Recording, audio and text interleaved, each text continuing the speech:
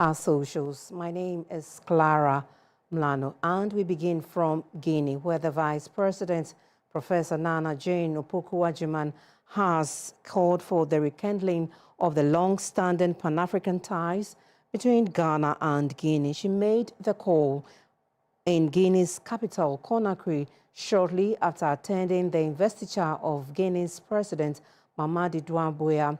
As part of her official visit, the Vice President also toured the residence of Ghana's first President, Dr. Kwame Nkrumah, who served as co-president of Guinea following his overthrow in 1966. Thereafter, she engaged the Ghanaian community in Guinea. Ghana and Guinea share a history dating back in 1966 when Ghana's first president, Dr. Kwame Nkrumah, was hosted in Guinea, where he served as co-president after his overthrow. In a renewed effort to step up bilateral relations, Vice President Nana Jane Opoku-Agyeman led Ghana's delegation to the investiture of Guinea's president, Mamadi Doumbouya. The ceremony convened heads of state, government officials, and high-level delegations from across Africa and the international community. During the visit, Ghana's vice president called on Dr. Kwame Nkrumah's residence in Conakry, reflecting on his Pan-African vision and the enduring bond between the two countries. In an address, Professor Opoku-Agyeman underscored the value of deepening Ghana-Guinea solidarity in the pursuit of African unity, peace, and development. First, it was Ghana and Guinea. These are the two countries that started before Mali came, and the other countries also joined. And the dream has yet to be fulfilled. But I think so much has happened since then. We've had the regional blocks, ECOWAS, and so on. And they're all attempts for us to rethink what has happened to our country in terms of the divisions and the importance that lays ahead of us to ensure that we are bridging the gaps and becoming closer and closer. And the two presidents being Secretary and Nkrumah showed the way. So they've left footprints. It's our responsibility, as I said, to carry on the dream. The vice president also met members of the Ghanaian community in Guinea. They commend Ghana's current government for what they described as a turnaround in the country's economy. The General Secretary of the Ghanaian community in Guinea, Seydou Ousmane Fisher, praised Vice President Opoku-Agyeman for her leadership, particularly in her role as the chair of the Peace Council. Although she's not an economist, but I think things are well, and she's done well. If things are going to continue like this, I think within the next 4 or 5 years, Ghanaians will be happy, and then lives generally will change. The visit brought back memories of the early post-colonial Ghana under Kwame Nkrumah and Guinea under Ahmed Sékou Touré. Back here in Ghana, 53 Nigerian nationals have been arrested in an intelligence-led operation at various cyber centers in the capital, Accra. The Cyber Security Authority Ghana identified several suspected centers operating within East Legon Hills, Afienya, Kwabenya, Weija, and Tuba. The intelligence indicated that the young men were being exploited and coerced to engage in various cybercrime activities at these locations by kingpins. The coordinated operations at the identified centers on January 16 and 17, 2026 was conducted by a joint security team comprising operatives from National Security Operations, the Cyber Security Authority, and the Criminal Investigations Department CID headquarters and the National Police SWAT. During the operations, authorities made a critical distinction between suspects and potential victims. 9 individuals were arrested as suspects, while 44 others found operating laptops in the apartments were categorized as rescued victims believed to have been lured under false pretense.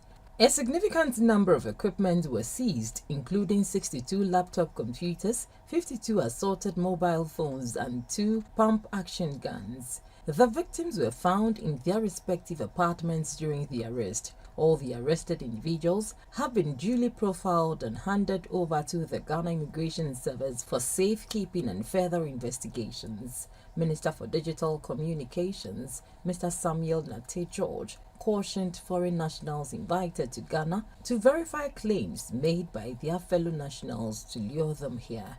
He said some individuals parked up in the previous operations have been profiled by the Ghana Immigration Service and Interpol and successfully handed over to Nigerian law enforcement operatives at the semi-border, while others are currently facing criminal prosecution before the law courts. The Commissioner of Police in charge of Technical Services, Dr. Shaibu Padi Gariba, says the police administration is determined to identify the best candidates through a fair, friendly but competitive process in line with the service's vision at the just-ended 2025-2026 police recruitment screening exercise in various locations of the Central Region, Cape Coast. More than 8,000 applicants were screened. Week-long exercise, unlike previous years, was well organized, devoid of the usual chaotic scenes that characterize the exercise. The police service provided seats that were neatly arranged to provide an orderly screening process as well as some refreshments for the applicants. 5 screening centers were designated for the exercise. These include Winneba, Cape Coast Jubilee Park, Cape Coast Fire Service, and 2 centers located at the Ankafo Ghana Prisons Yard. At least 1,000 applicants were screened daily through morning and afternoon sessions. The exercise was supervised by the senior officers, including the Central Regional Police Commander, DCOP Kofi Edu, and the Regional Recruitment Team Leader, Dr. Kofi Aban. The Commissioner of Police and Director General in charge of Technical Services, Dr. Shaibu Padi Gariba, was satisfied with the process. The Inspector General of Police and the Police Administration want to ensure that we are applicant friendly. Applicant friendly in the context that there is no issue of intimidation, there is no harassment. All we want to do is that create a conducive environment for potential recruits to be examined, to be taken through the process, and at the end of the day, they are recruited into the Ghana Police Service. An IT team was also deployed to collate and verify applicants' data to ensure that only qualified and deserving candidates are recruited into the service. The Ghana Police Service has reiterated its commitment to a fair and credible recruitment process as part of effort to strengthen professionalism and capacity within the service. A national fishers conference has taken place in Accra to formalize unions in the fisheries sector as a pathway to transparency and the elimination of child labor in fishing communities. The General Agricultural Workers Union, GAU, says the conference was also a right step for members to know and protect their rights and achieve sustainable fishing. The maiden National Fisheries Conference, spearheaded by the General Agricultural Workers Union, was an avenue for key stakeholders across the fisheries value chain to push for formalization and empower stakeholders to resist illegal practices. Ghana's fisheries sector remains a critical pillar in the country's economy, providing employment for thousands of households and a significant contribution to food security. Yet, the sector still faces persistent challenges, which include illegal, unreported and unregulated fishing, unsafe working conditions and persistent cases of child exploitation in both marine and inland fishing subsectors. The conference, in partnership with a Decent Work in the Fishing Sector, an advocacy group as well as a trades union development and advocacy, is assisting the fishers in accessing decent jobs and asserting their workers' rights, as some of these workers are exposed to occupational hazards, deplorable living and working conditions, dwindling incomes and forced labor. The General Secretary of GAU, Mr. Andrews Adukwe Tego, said significant progress has been made towards declaring some fishing communities child labor-free zones. When we created a child labor-free zone, it hinged on community activities community people bringing a change to take their children back to the classrooms for adults to do decent work.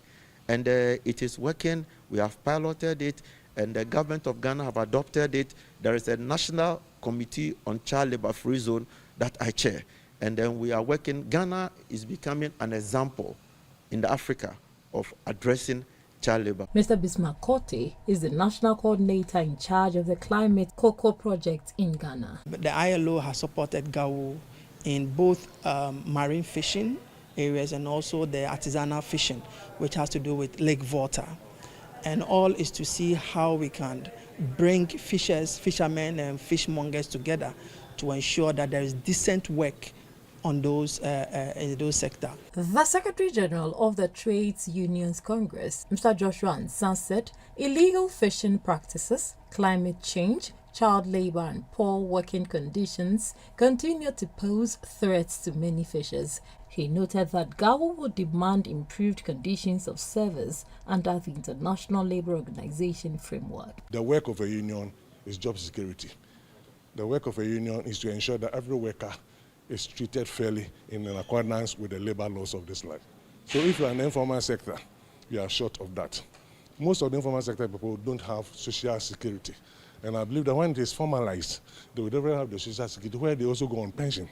They will have something to live on. The conference was on the theme Enhancing Sustainable Fisheries through the ILO Fundamental Principles and Rights at Work. From the capital, we head to the Western region, where the Ghana National Association of Poultry Farmers has expressed alarm over the future of the poultry industry, citing risks posed by the government's Nkukor Nketeng policy. The association voiced its concerns at a National Executive Council meeting in Sekondi, themed "The Future of Ghana's Poultry Industry at Risk." The Western Regional Chairman of Ghana National Association of Poultry Farmers, Mr. Emmanuel Benya, has stated that the risks associated with the government's Nkukor Nketeng program are already evident, necessitating an urgent meeting. Mr. Benya explained that the meeting aimed to refine strategies for effective engagement with the government, noting that the policy may fail without the association's input, particularly regarding feed and production costs. As a region, we are calling for our participation in the almighty Nkukor Nketeng project the government is initiating. GNAPF National Vice President Dr. Boris Beidu said it is important to address high feed costs, saying farmers are urgently seeking ways to reduce this expense in poultry production. He recommended the Agriculture Minister Eric Opoku for reducing poultry feed prices, calling him one of the best ministers of the year. Dr. Beidu says further support is needed to ensure the policy's successful implementation and sustainability. Processing plants is a very fantastic idea, but the main thing is the marketing of the chicken. Marketing, if you process the chicken and you are not able to market, that is moving more cost. The national president of the Poultry Farmers Association, Mr. George Dasa, is urging the government to heed to their concerns and provide opportunities for the poultry sector to thrive. Some of our farmers, during some few years back, lost their birds through bird flu, and some of them have not yet received their compensation. So we are pleading with government that if the government should look at that, because it's huge investments, if government should help them with the compensation, it will help them to be able to expand their farms. The vice chairman of the Western Region Poultry Farmers Association, Mr. Francis Nsia, has appealed to the government to support Ghanaian farmers. He says this would enable them to produce affordable poultry products and enhance the country's food security. Professor Amevi Akapovi has been confirmed as the substantive Vice-Chancellor of the Accra Technical University following over 2 years in an acting capacity. His appointment coincides with the institution's strategic push for educational transformation, positioning it for future growth. He is ready to lead initiatives in crafting industry-relevant curricula and enhancing graduate employability. Professor Akakpovi takes the helm at Accra Technical University after steering the institution through significant reforms. Highlights include launching 25 postgraduate programs, accrediting 30 BTEC programs, and boosting global visibility. Now, he is set to drive initiatives that tackle societal challenges and equip graduates for an uncertain world. The technical advisor to the Minister for Education, Professor George Oduru, noted that the government's 24-hour economy agenda calls for technology-focused skills. He urged the new Vice-Chancellor to be ready for the task ahead to grow the university. I draw your attention to 3 facts. Accra Technical University holds a special place in the heart of Ghana's tertiary education landscape because it carries a special mandate of bridging theory and practice, aligning education with industry, innovation, and entrepreneurship, and producing graduates who are not only employable but capable of creating employment. Accra Technical University's new Vice-Chancellor, Professor Amevi Akakpovi, outlined his strategic vision over the next 5 years. We will deepen industry-relevant, practice-oriented, and competency-based education to produce graduates who are not only employable but adaptable, innovative, and globally competitive. Our second pillar, digital transformation and modernized infrastructures, will be accelerating the digitalization of teaching, research, administration, and student services while modernizing our physical infrastructures to support blended learning, smart laboratories, and efficient institutional management. Our research agenda will be deliberately applied and solution-oriented, deepening collaboration with industry, expanding innovation hubs, commercializing research output, and nurturing entrepreneurship as a pathway to job creation. He also pledged a leadership style that listens, empowers, and invests in the growth of both staff and students. Coconut Grove Regency Hotel has held its annual staff dinner dance and awards night in Accra, celebrating the dedication, professionalism, and exceptional performance of its staff throughout the 2025 working year. The event brought together management and staff of an evening of reflection, celebration, and thanksgiving. Some staff that played key roles in the success of the operations of the facility were also recognized. These included Employee of the Month awards, among others.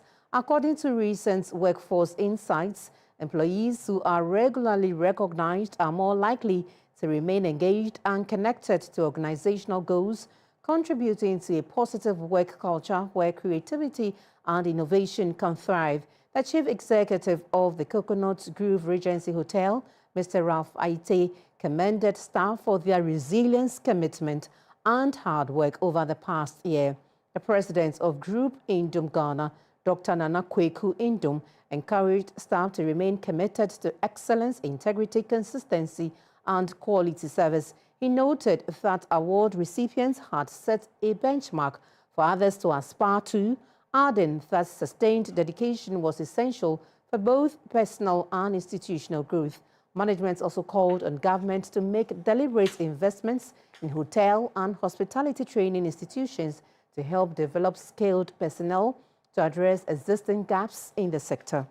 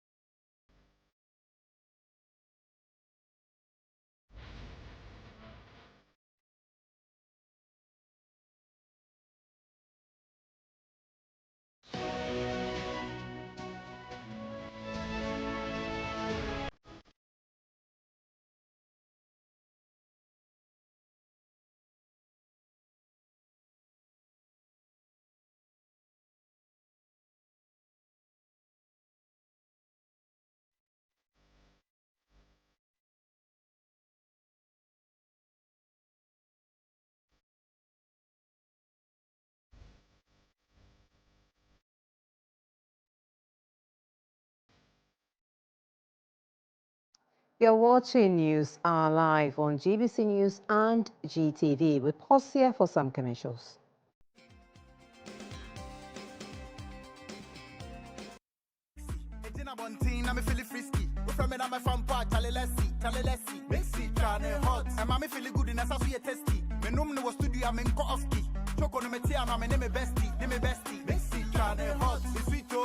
Great new taste for the inside. No more banu they are coming in hot water pet. Mixy channel hot. It be yo.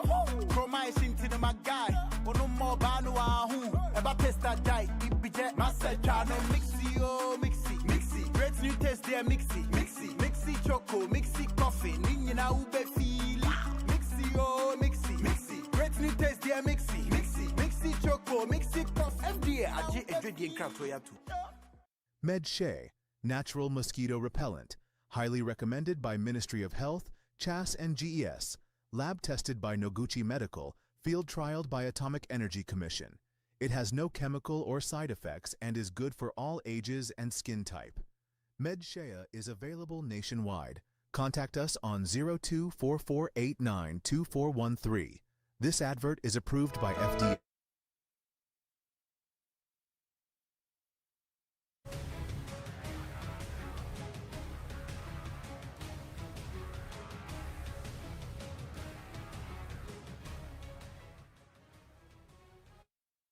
Elsewhere on the continent, Egypt and Sudan have welcomed a United States offer to restart mediation talks with Ethiopia over the long-running disputes surrounding the Nile River. U.S. President Donald Trump said Washington is ready to help resolve the issue permanently after earlier negotiations collapsed in 2020.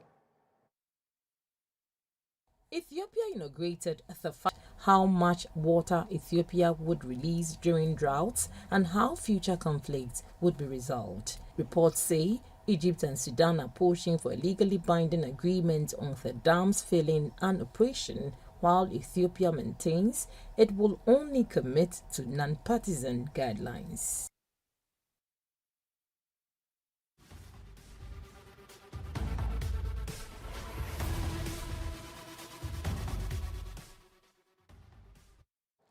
After 1 month of fierce competition and unforgettable moments, the Ghana Cricket Association Senior Women's T20 League has come to a thrilling end here in Accra.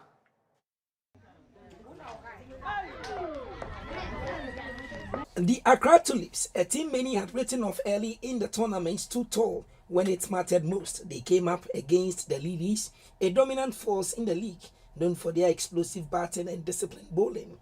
But on the final day, the Tulips bloomed brightest. From sharp fielding to calm, confident batting, the Accra Tulips played with heart, hunger and belief. Each run was hard-earned, every wicket celebrated like gold. For a full month, the Senior Women's T20 League showcased the very best of women's cricket in Accra. Talent, teamwork and determination on display week after week. And in the end, it was resilience that won the day. As the final whistle sounded, emotions overflowed. Outstanding players were decorated. The best batter went to Jacqueline Kokam from Lilies. Best bowler in the series went to Rebecca Adutey from Tulips. The best fielder accolade went to Elizabeth Edufrimpong from Daisies, with the most valuable player of the series going to Rebecca Adutey. The president of Ghana Cricket Association, Mr. Emmanuel Owusu-Ansari, praised the ladies for their efforts. Congratulations for a job well done. I think this has been a very good exercise for all of you. For some time, we've not seen any excitement with the female team. So now that we have been in a position to set up this, we wish that you commit yourself to it, be passionate about the game. This is the beginning of a long journey. Don't go and fold your arms back home. This place is open to you anytime at the weekends. And if you so wish and you contact your coaches, they are going to be able to put together something for you so that you'll be able to still keep on working on maybe your skills and to try and improve upon whatever that you want to do. For finishing second, Team Lilies were presented with a trophy, with the giant trophy going to the ultimate winners, Accra Tulips. For Accra Tulips, this victory is more than a title. It is a statement, a reminder that in sports, anything is possible.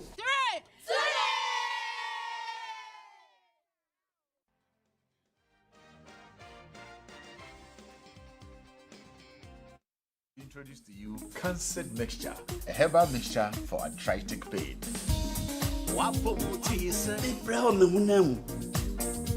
Arthritis, it's me. Cancer Mixture, no Cancer Mixture, no Cancer Mixture. Yeruba Biara na Nudruo, Morio ya, or arthritis. Cancer Mixture, obey your Juma when you put it inside. I'm a pencil new gun. And if you did a menu, on your map, you for your button, a woman, one menu for. First, baby, I'm from one Sanka, singing Susan, Bonnie Biara, home doctor, and I report for FDA Med Safety App Nodo. And Katui, FDA App.